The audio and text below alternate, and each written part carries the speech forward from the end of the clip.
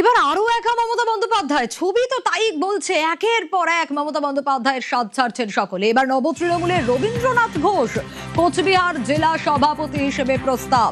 রবীন্দ্রনাথ ঘোষের নাম প্রস্তাব নব তৃণমূলে।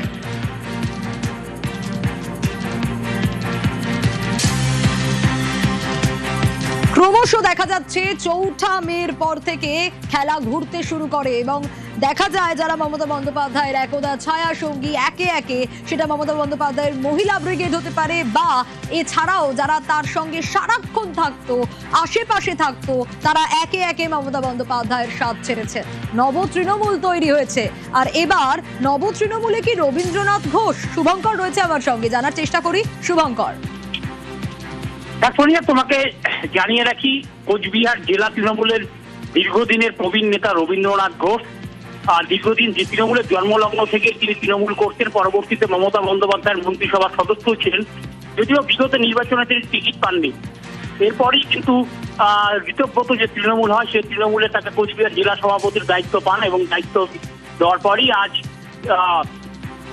তিনি বিস্ফোরক মন্তব্য করেন। তিনি যেটা জানিয়েছিলেন, মমতা বন্দ্যোপাধ্যায় এখনো তার নেত্রী, তিনি একজন যোদ্ধা, তাই তাকে নেত্রী বলে মনে করেন, কিন্তু তার হাতে ক্ষমতা ছিল না, ক্ষমতা অন্য একজনের কাছে কুক্ষিগত হয়ে গিয়েছিল এবং তার ফলেই জেলায় জেলায় কিছু ধান্দাবাজ লুটেরাদের হাতে ক্ষমতা চলে গিয়েছিল এবং যার ফলস্বরূপে কিন্তু আজ রাজ্যের তৃণমূলের এই বেহাল দশা। তাই তিনি যে তৃণমূল ঋতব্রতর নেতৃত্বে যে তৃণমূল গঠন হয়েছে, সেই তৃণমূলেই তিনি যোগ দিয়েছেন। বেশ,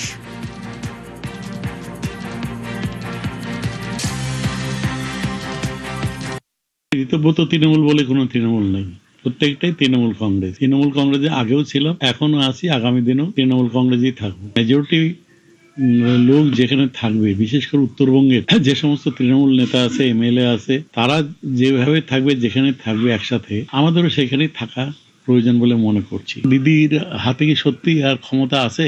সাধারণ কর্মীদের সেই প্রশ্ন। বিগত কয়েক বছর হলো আমরা লক্ষ্য করছি দিদির হাতের ক্ষমতা ছিল না, ক্ষমতাটা অন্য কোথাও কুক্ষিগত হয়েছিল, যার কারণেই প্রত্যেক জেলায় জেলায় যারা অযোগ্য লোক, যারা লুটে খাওয়ার লোক, তারা এসে সুযোগ নিয়ে দলটার 12টা বাজিয়ে ছেড়ে দিয়েছে। মান্যতা না দিলে কি হবে? মেজরিটি মাস্ট বি গ্রান্টেড, এটা তো অস্বীকার করার কিছু নেই। উত্তরবঙ্গের সব এমএলএরা, সব নেতারা একটা জায়গায় সংগঠিত হয়েছে, আমরা তার বাইরে যেতে পারবো না।